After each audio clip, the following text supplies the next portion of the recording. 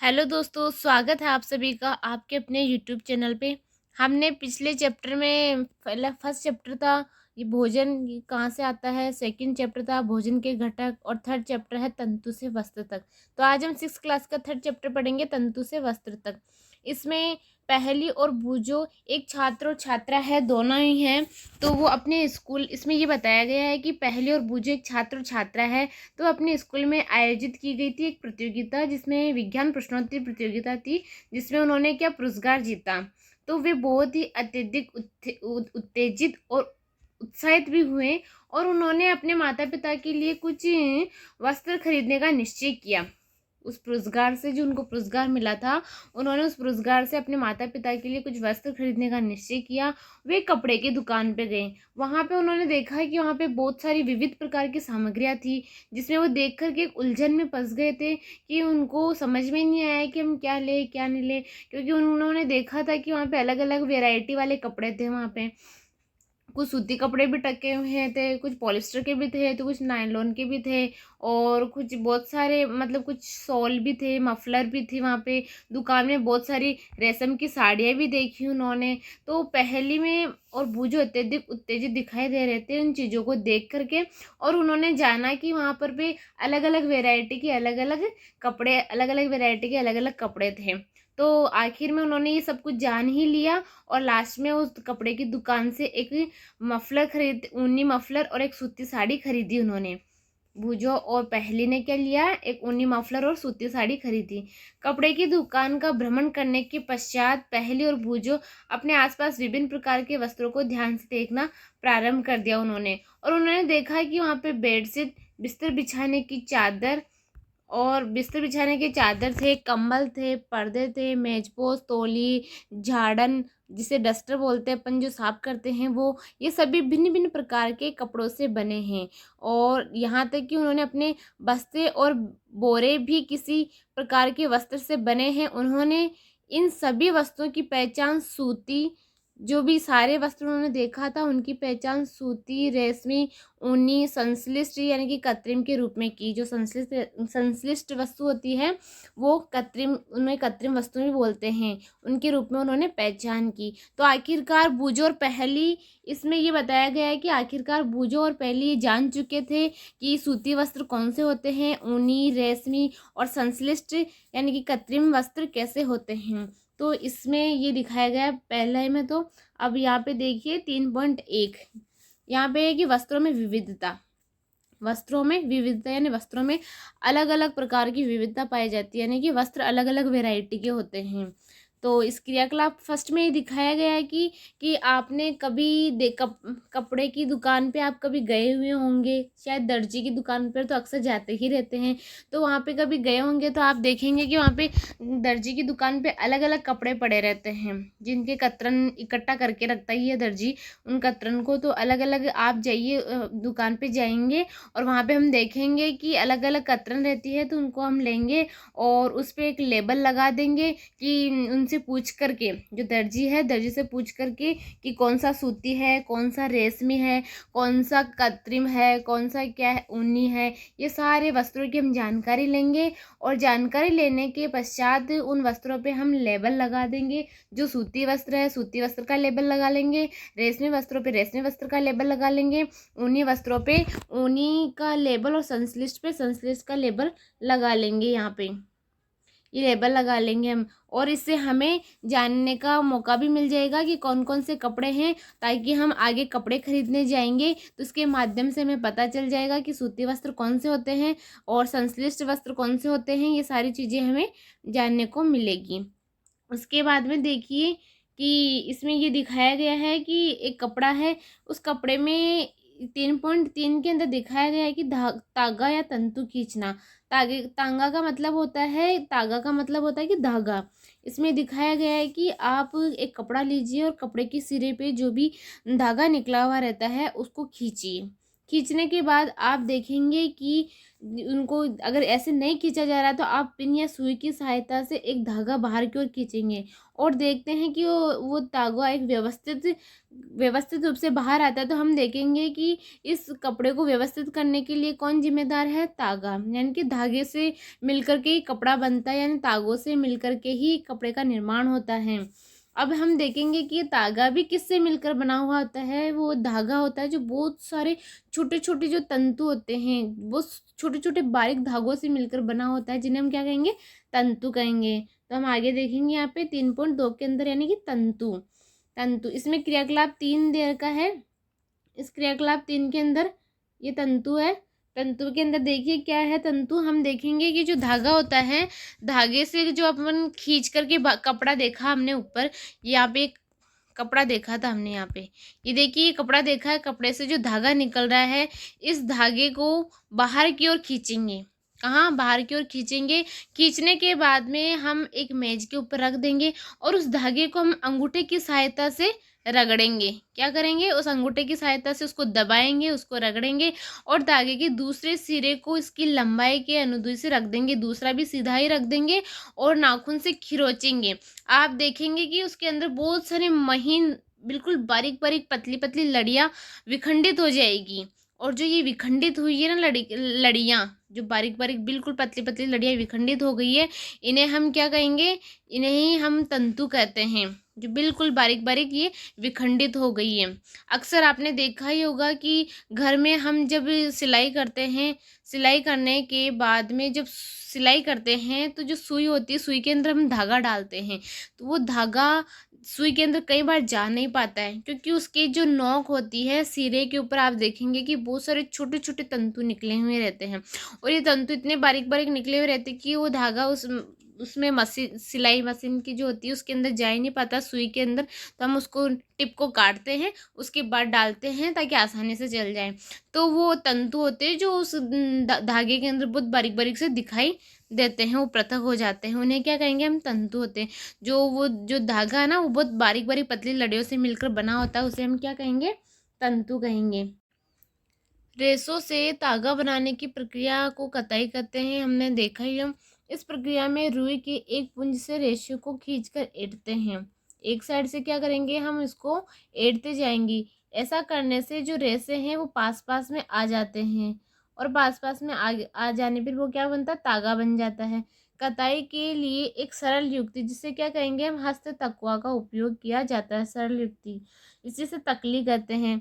ये जिसे जैसे कि आप यहाँ पे देख ही रहे हो, ये तकली है, ये तकली कहलाती है। और इसके हस्त तकवा जो विधि, सरल युक्ति के लिए जो हस्त तकवा का उपयोग किया जाता है, इसके अंदर एक और अन्य युक्ति है जिसे चरखा कहते हैं, इसका भी उपयोग किया जाता है। चरखे के उपयोग को राष्ट्रपिता महात्मा गांधी ने स्वतंत्रता आंदोलन के एक पक्ष के रूप में लोकप्रियता प्रदान की थी। इस चरखे को लोकप्रियता महात्मा गांधी ने ही दिलाई है स्वतंत्रता आंदोलन के लिए। उन्होंने लोगों को हाथ कते, मतलब हाथ से जो कतने वाले तागों से बुने वस्त्रों को पहनने तथा ब्रिटेन की मिलों में बने आयातित कपड़ों का बहिष्कार करने के लिए प्रोत्साहन किया। इसके आगे देखिए कि अगर हम वृहद पैमाने पर तागों की कताई का कार्य मशीनों की सहायता से किया जाता है। कताई के पश्चात तागों का जो उपयोग है वह वस्त्र बनाने के लिए किया जाता है। 3.5 इसमें दे रखा है तागे से वस्त्र। तागे से वस्त्र बनाने की कई विधियां हैं। इनमें 2 प्रमुख विधियां, एक तो बुनाई तथा बंधाई है। बुनाई क्या होता है? बुनाई के अंदर हम जो तागे होते हैं ना, तागे के 2 सेट को आपस में व्यवस्थित करके वस्त्र बनाने की प्रक्रिया को ही बुनाई या वीविंग कहते हैं। 2 सेट को हम पास पास में रख देंगे, उससे वस्त्र बनाएंगे, इस प्रक्रिया को ही बुनाई या वीविंग कहते हैं। इसी प्रकार हम कागज की कुछ पट्टियां भी देख सकते हैं, जैसे कि आप देख रहे हो यहाँ पे उदाहरण के अंदर दिखा रखा है कि यहाँ पे ये कागज ले रखे हैं, जो समान आकार के 2 कागज लिए हैं, इनको एकदम बारीक बारीक पतला काट लिया है इन सीटों को, और उसके बाद में एक के बाद एक को मतलब एक दूसरे में फंसा रहे हैं, जिससे इस प्रकार की आकृति बन रही, ये वाली आकृति बन जाएगी। ये कागज की पट्टियों से बुनाई है, तो ये बुनाई है। और इसी ढंग से तागों के 2 सेट को बुनकर वस्त्र बुने जाते हैं। जैसे इसी प्रकार हम 2 सेट लेंगे और उनको पास पास में रखेंगे, तो इससे क्या होंगे, वस्त्र बुनने की प्रक्रिया होती है। तागे वास्तव में कागज की पट्टियों की तुलना में बहुत पतले होते हैं। वस्त्रों की बुनाई करघों पर की जाती है। किसके ऊपर की जाती है? करघों पे की जाती है। और ये जो करघे है ना, ये हस्त प्रचालित होते हैं अथवा विद्युत प्रचालित होते हैं। या तो इनको हाथों से बनाया जाता है या अथवा विद्युत प्रचालित, यानी आजकल देखा ही होगा अपने मशीनों की सहायता से बनाते हैं इनको। अगला देखिए कि एक विशेष प्रकार की बुनाई है, जिसे आप देखेंगे कि ये इसमें इसमें क्या होता है कि मशीनों में देखा ही होगा कि गिट्ठा लगा देते हैं और वो जो बुनाई के लिए वो धागे निकलते जाते हैं और वो मशीनें ना बार बार एक दूसरे के पास में आती है और खींचता जाता है धागा और एक वस्त्र का निर्माण होता ही जाता है। वस्त्र तागों या धागों से मिलकर बनते हैं। वस्त्र किससे मिलकर बना होता है? तागों। तागों का मतलब होता है धागा। तो वस्त्र हमेशा धागों से मिलकर बनते हैं तथा वस्त्र हमेशा धागों से मिलकर बनते हैं तथा तागे भी आगे तंतुओं से मिलकर बनते हैं। और ये धागा है ना, धागा आगे किससे मिलकर बना होता है? तंतुओं से मिलकर बना होता है। अब हम देखेंगे कि तंतु कहाँ से आता है। हमने जाना कि धागा, कपड़ा कैसे बनता है? कपड़ा धागे से मिलकर बना हुआ होता है, जो बहुत सारे धागे मिलकर के एक वस्त्र का निर्माण कर देते हैं। और जो ये धागे हैं ये तंतुओं से मिलकर बने होते हैं, क्योंकि उस धागे के अंदर बिल्कुल बारीक बारीक पतली पतली लड़ियाँ होती हैं जिन्हें हम तंतु कहते हैं। और ये जो तंतु होते हैं ना, ये कहाँ से आते हैं, इसके बारे में हम देखते हैं कि तंतु कहाँ से आते हैं। कुछ वस्त्र देखे, कुछ वस्त्र हमने देखा है, जैसे कि सूती वस्त्र होते हैं ना, सूती, जूट, रेशमी, ऊनी वस्त्र होते हैं, वो तंतुओं से मिलकर बने होते हैं। और ये जो तंतु होते हैं ना, हमें पादपों तथा जंतुओं से प्राप्त होते हैं। ये तंतु कहाँ से प्राप्त होंगे? पादपों तथा जंतुओं से प्राप्त होंगे। इन्हें हम प्राकृतिक तंतु कहते हैं। जो पादपों और जंतुओं से प्राप्त होने वाले तंतु को प्राकृतिक तंतु कहते हैं। रुई, इसके उदाहरण हम देखते हैं कि रुई तथा जूट ये पादपों से प्राप्त होने वाले तंतुओं के उदाहरण हैं। रुई तथा जूट पादपों से प्राप्त होने वाले हैं और ऊन तथा रेशम है ये जंतुओं से प्राप्त होने वाले हैं। ऊन जो अक्सर हमें भेड़ अथवा बकरी की कार्तिक ऊन, मतलब कि भेड़ अथवा बकरी की कतरित ऊन से प्राप्त होती है, यानी कि भेड़ अथवा जो बकरी के बालों से प्राप्त होती है हमें ये ऊन। इसे खरगोश, याक तथा ऊँटों के बालों से भी प्राप्त किया जा सकता है। रेशमी तंतु रेशम कीट कोकून से खींचा जाता है। रेशमी तंतु कहाँ से प्राप्त होंगे? रेशम कीट कोकून से। कोकून का मतलब होता है कि जब रेशम कीट का जो लार्वा होता है वो अपनी सुरक्षा के लिए चारों ओर एक आवरण बना लेता है, जिसे हम क्या कहेंगे? कोकून कहेंगे। और इस कोकून को जब हम गर्म पानी में डालेंगे तो ये कोकून ढीला हो जाएगा और वहाँ से हम रेशम तंतुओं को प्राप्त कर लेंगे। उन कोकून के जब ढीला हो जाएगा कोकून, तो उन तंतुओं को हम खींच करके और रेशम तंतु प्राप्त कर लेंगे। हजारों वर्षों तक पहले वस्त्र निर्माण के लिए केवल प्राकृतिक तंतुओं का ही उपयोग होता था।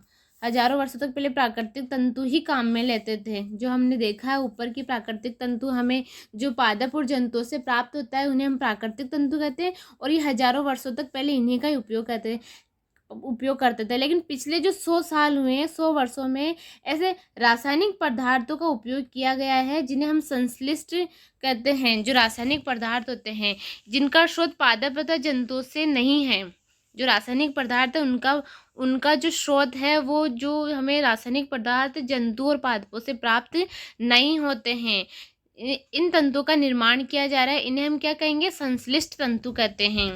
जो हमें रासायनिक पदार्थों को हम क्या कहेंगे? संश्लिष्ट तंतु कहते हैं। इसके उदाहरण है पॉलिस्टर, नायलॉन और एक्रिलिक संश्लिष्ट तंतुओं के कुछ उदाहरण है ये। आगे देखिए कि कुछ पादप तंतु, यहाँ पे हेडिंग दी गई है कि कुछ पादप तंतु। जैसे कि हम देखते हैं कि कुछ पादप तंतु क्या है। सबसे पहले दिया गया है रुई। सबसे पहले क्या है? रुई है। कि आपने कई बार देखा ही होगा कि रुई अक्सर हम देखते हैं, ये हमारे कपास के पादपों पे लगता है। रुई कहाँ से प्राप्त होती है? हमें कपास के पादपों से प्राप्त होती है, जो हमें खेतों में उगाया जाता है। ये कपास के पेड़ पौधे खेतों में उगाया जाता है। इनके लिए कैसी मृदा होनी चाहिए? कपास के जो पौधे उगाए जाते हैं वहाँ से हमें रुई तो प्राप्त होती है, लेकिन उसके लिए जो पर्याप्त मृदा है कपास के पौधों के लिए वो कैसी है? काली मृदा। इनके लिए काली मृदा होनी चाहिए। और इनके लिए जलवायु कैसी होनी चाहिए? जलवायु उष्ण होती है। कपास के पौधों के लिए जलवायु उष्ण होती है। और इनके लिए कपास के पौधों के लिए हम राज्य देखते हैं, जैसे कि गुजरात है, महाराष्ट्र और तेलंगाना। वहाँ पे अच्छी मात्रा में पैदावार होती है कपास की, तो वो राज्य हैं जहाँ पे कपास काफ़ी मात्रा में उगाई जाती है। और जो कपास के जो फल होते हैं, यानी कि कपास गोलक, ये जो कपास के फल है जिसे हम कपास गोलक भी बोलते हैं, वो लगभग नींबू के माप के होते हैं, बिल्कुल छोटे छोटे होते हैं। और ये पूर्ण परिपक्व होने पर जो बीज टूट जाते हैं और टूट कर ये क्या खुल जाते हैं, ये पूरा मैच्योर हो जाता है। ये जो कपास गोलक पूरा मैच्योर होने पे ये टूटकर और खुल जाते हैं। और कपास तंतुओं के ढके बिलोने कपास बीजों को हम देख सकते हैं। इसके माध्यम से हम क्या कर सकते हैं? इसके माध्यम से कपास बीजों को देख सकते हैं। उसके बाद में देखिए कि साधारणतया इन कपास बोलों से कपास को हस्तचयन द्वारा, किसके द्वारा? हस्तचयन के द्वारा अलग किया जाता है। मतलब इसके पश्चात कपास से बीजों को कंकतन द्वारा पृथक किया जाता है। किसके द्वारा? कंकतन द्वारा पृथक किया जाता है। यानी इनको हाथों से ओटते हैं, इनको अलग करते हैं।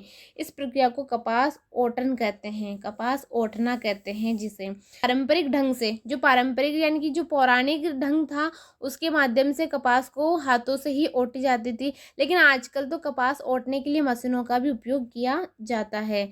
आजकल सब मशीनों को ही प्रयोग में लाते हैं, मशीन ही उपयोग में लाते हैं अधिकतर, उनसे आसान हो रहा है काम इसलिए। ठीक है ना। तो अगला देखिए, जूट और पटसन। आपने जूट का नाम तक से सुना ही होगा। और जूट का एक पादप भी होता है जो हम कई बार देखने को मिलते हैं। जूट से काफ़ी सारी चीज़ें बनाई जाती हैं। ये पटसन तंतु को पटसन पादप के तने से ही प्राप्त किया जाता है। जूट को हम जूट के पादपों से ही प्राप्त करेंगे। भारत में जो इसकी खेती होती है ये वर्षा ऋतु में की जाती है। भारत में इसकी खेती अक्सर वर्षा ऋतु में ही की जाती है। भारत में पटसन को प्रमुख रूप से पश्चिम बंगाल, बिहार तथा असम में उगाया जाता है। सामान्यतः पटसन जो पादप है उसको पुष्पन अवस्था में ही काटते हैं। पटसन पादपों की कटाई अधिकतर पुष्पन अवस्था में ही करते हैं। और फसल कटाई के पश्चात पादपों के तनों को कुछ दिनों तक जल में डुबोकर रखते हैं। ऐसा करने पर तने गल जाते हैं और उन्हें पटसन तंतुओं से हाथों द्वारा पृथक कर लेते हैं। जो पटसन तंतु होते हैं उनको अपन हाथों से पृथक कर लेते हैं। वस्त्र बनाने से पहले इन सभी तंतुओं को तागों में परिवर्तित कर लिया जाता है। जब भी हम अगर वस्त्र बनाएंगे तो उनको पहले किस में? धागों में परिवर्तित कर लेंगे, उसके बाद हम इसको वस्त्र बनाने के लिए काम में ले सकते हैं। अगला देखिए कि सूती धागे की कताई, ये टॉपिक है हमारा। ये टॉपिक काफ़ी इम्पोर्टेंट है। जो आपने ऊपर देखा है यहाँ पे जूट वाला, ये तो पूरा ही इम्पोर्टेंट है, तो आप इनको गौर से सुने और ध्यान से देखें इनको। अगला भी इम्पोर्टेंट है, सूती धागे की कताई। जैसे कि इसमें क्रियाकलाप 4 में दिया गया है कि ये रेशों से धागा बनाने की प्रक्रिया को क्या कहेंगे अपन? कताई। यहाँ पे रेशों से धागा बनाने की प्रक्रिया क्या कहलाएगी? कताई कहलाएगी। अगली हेडिंग है यहाँ पे एक विशेष प्रकार की बुनाई। ये विशेष प्रकार की बुनाई होती है जो विशेषकर ऊनी वस्त्रों के लिए की जाती है। विशेष प्रकार की बुनाई जिसे हम नेटिंग कहेंगे। इसके अंदर क्या होता है कि किसी एकल धागे का उपयोग वस्त्र के टुकड़े को बनाने में किया जाता है। इसमें अधिकतर एकल धागे का उपयोग ही किया जाता है वस्त्र को बनाने में। तो इसमें अक्सर आपने देखा ही होगा कि ये एक विशेष प्रकार की बुनाई जिसे हम निटिंग कहेंगे, ये अधिकतर ऊनी वस्त्र जैसे कि स्वेटर है, मफलर है, मोजे हैं, उनके लिए उपयोग किया जाता है। और इसमें क्या होता है कि जब कहीं से एक धागा निकला हुआ रहता है, मोजे को आपने देखा ही होगा, मोजे के अंदर कोई एक धागा निकला हुआ रहता है, यदि उसको हम खींचते हैं उस धागे को तो पूरा मोजा उधड़ता ही जाता है, यानी पूरा मोजा निकल जाता है। तो ये बुनाई है ना अधिकतर ऊनी वस्त्रों के लिए की जाती है। और ये बुनाई दोनों ही प्रकार से की जाती है, हाथों से और मशीनों से, दोनों ही से ही की जाती है ऐसी बुनाई इसके अंदर। तो इससे ना विविध वस्त्रों का उपयोग पहनने की मतलब बहुत सारे जो विविध प्रकार के वस्त्र होते हैं वो बनाए जा सकते हैं इसके माध्यम से निटिंग के द्वारा, है ना। तो अगला हम देखते हैं वस्त्र सामग्री का इतिहास। तो हमने यहाँ पे देख ही लिया है कि सबसे पहले हमने कताई देखा है, कताई के बाद में हमने एक वो धागा धागा बनाना है, धागे से फिर हमने वस्त्र बनाने की यहाँ तक की पूरी प्रक्रिया देख ली, वस्त्र बनाने तक की प्रक्रिया देखी है कि इसमें 2-3 प्रयोग दिया गया है, उसको अच्छी तरीके से हमने देखा है और ये बनाने की हमने प्रक्रिया भी देखी है। तो हम अगला देखेंगे यहाँ पे वस्त्र सामग्री का इतिहास। तो इसमें दे रखा है वस्त्र सामग्री के इतिहास के अंदर कि आपने कभी पहले देखा ही होगा जो प्राचीन शुरुआत में शुरू में जो प्रारंभिक जीवन था, जिस समय आदिवासी रहते थे, तो वो ना पेड़ की छाल वगैरह, पत्तियां, जंतुओं की चर्म और यही लगा के और शरीर को ढकते थे पहले के लोग। जो शुरू में जब आदिवासी यहाँ पे रहते थे, आदिवासी लोग जब पृथ्वी का जो प्राचीन काल था, मतलब प्रारंभिक काल था, उस समय यही चीज़ें काम में लेते थे। उसके बाद में जब कृषि समुदाय में बसना आरंभ किया लोगों ने, तो वो पतली पतली टहनियाँ, घास वगैरह इनको बुन करके इनकी चटाइयाँ बनाने लगे, उनकी टोकरियाँ बनाना सीखा। लताओं और जंतुओं की जो ऊन थी, उनके बालों को आपस में ऐंठा उन्होंने, ऐंठ करके उनकी लंबी लंबी लड़ियाँ बनाई और इससे उन्होंने वस्त्र बुन करके तैयार किया। ये पूर्व भारत में जो पूर्व भारतवासी थे, रुई से बने वस्त्र पहनते थे पहले। पूर्व भारतवासी रुई से बने वस्त्र पहनते थे, जो गंगा नदी के निकटवर्ती क्षेत्रों में उगाई जाती थी। वहाँ पे पानी की अच्छी काफ़ी मात्रा थी, तो इसलिए वहाँ पे उगाई जाती थी। और इसमें ना फ्लेक्स फ्लेक्स भी एक पादप है, ये बहुत भूमिका निभाता है। ये फ्लेक्स जो होता है अधिकतर रेशेदार फसलों में इसका महत्वपूर्ण स्थान देखा जाता है फ्लेक्स का। और अगर देखा जाए तो इससे ना मोटे जो कपड़े होते हैं, रस्सी, डोरी और टाट आदि बनाई जाती है। इसके माध्यम से मोटे कपड़े भी बनाए जाते हैं फ्लेक्स के माध्यम से, तो ये इसमें काम में आता है। उसके बाद में ये इसके काम में आता है। उसके बाद में ये वस्त्र बनाने के लिए रुई तथा फ्लेक्स की कृषि जो होती है ना, ये नील नदी के निकटवर्ती क्षेत्रों में की जाती हैं। उन दिनों में ना लोगों को सिलाई करना नहीं आता था पहले, तो उस समय लोग क्या करते थे कि अपने शरीर को जो है ना केवल ऐसे ढक लेते थे, जो वस्त्र होते हैं उनको ऐसे ही ढक लेते थे, विभिन्न भागों को, वस्त्रों को विभिन्न भागों पे जो ना वस्त्र आच्छादित कर लेते थे, वस्त्रों को आच्छादित कर लेते थे। और सिलाई की जब ऐसे ढक लेते थे, हमने देखा भी होगा, जो हम देखते हैं कहीं पुराने लोग, पुरानी पिक्चर्स हमें देखने को मिलती है, तो वो लंबे लंबे जो कपड़े थान होते हैं उनको सिलाई करना नहीं आता, तो वो ऐसे ढक लेते थे। लेकिन जब से सुई का आविष्कार हुआ है, तब से ना लोगों ने वस्त्रों की सिलाई करके कपड़े पहनना तैयार किया, उनको शुरू किया। और इस आविष्कार के पश्चात सिले हुए कपड़े बहुत ही विभिन्नता आ गई। सिले हुए कपड़ों में अलग अलग वैरायटी वाले कपड़े बनने, मतलब अलग अलग डिज़ाइनों के और अलग अलग तरीके से बनने लग गए वो कपड़े।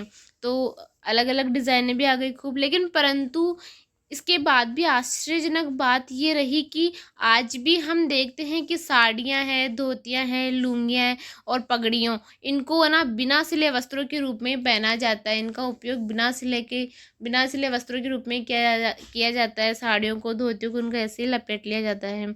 इस प्रकार समस्त देश में जैसे कि खाए जाने वाले जो भोजन थे, जिसकी हमने देखा था पिछले वाले चैप्टर में कि अलग अलग वेराइटी देखने को मिली, तो इस चैप्टर में भी हमने देखा है कि अलग अलग कपड़ों की वैरायटी देखने को मिली है हमने।